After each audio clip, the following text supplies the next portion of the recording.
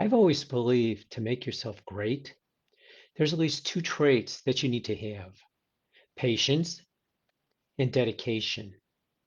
And those two traits I've found in Rainer Maria Rilke. Rilke was in a jam. It was 1902, and no matter how much he prayed for poetic inspiration, it wasn't guaranteed. Words often froze within his brain, and he decided to ask for advice. Rilke, an Austrian born in Paris, noticed that his friend and mentor, the sculptor Auguste Rodin, never seemed to be at a loss. He never had an off day. In his studio, he always had more than one sculpture on a block. What was Rodin's secret? Rodin told Rilke, "You have to work." Until that moment, Rilke was really dependent on his imagination and his inspirations. From Rodin, he learned that art is a series of work. You have to work day after day after day. Rilke realized that artists were not so different from farmers. If you wanted to write the best poetry, you have to labor, whether you feel like it or not. So that's what he did. Carving his notebooks all over Paris, he put his pen to paper and got his hand moving. What came out wasn't always a finished poem, but that practice primed the pump for the works that later flowed from him. Many scholars consider Wilke the greatest 20th century poet to write in German, and he also wrote some poems in French. Once he started working at his poetry, he realized inspiration was all around him. He'd take his notebook to the zoo in Paris, and he'd watch how the tigers paced back and forth.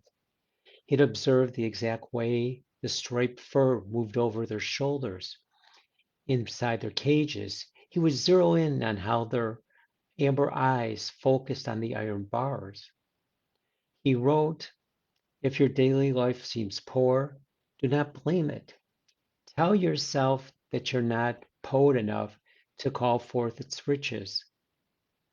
For the Creator, there's no poverty and there's no poor in different places."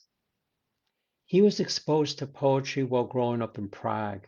His mother, Fia, loved poems and shared her favorites with him before he could even read. And at 7, he started to copy poems.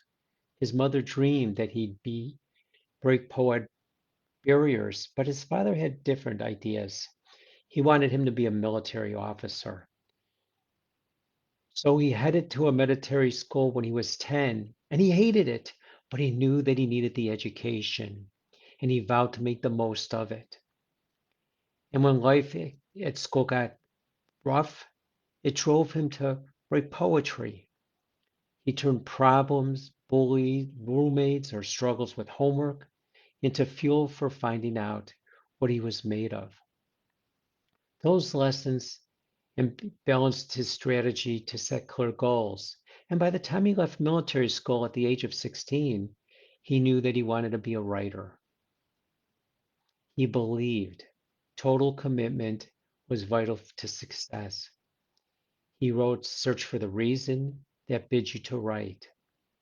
Ask yourself in the stillest hour of the night, must I write? Then build your life according to this necessity. Your life, into its most indifferent and slightest hours, must be a sign of the surge and the testimony to it. He was patient, and he let his ideas develop at their own pace. He believed success comes only to the patient. Patience is everything. And if you're a writer, listen to this. Rilke had a simple solution for writer's block: writing letters, sometimes copious ones.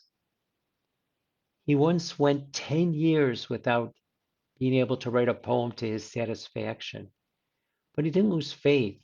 He carried his trusted notebook everywhere, waiting for his letters to turn back into poems.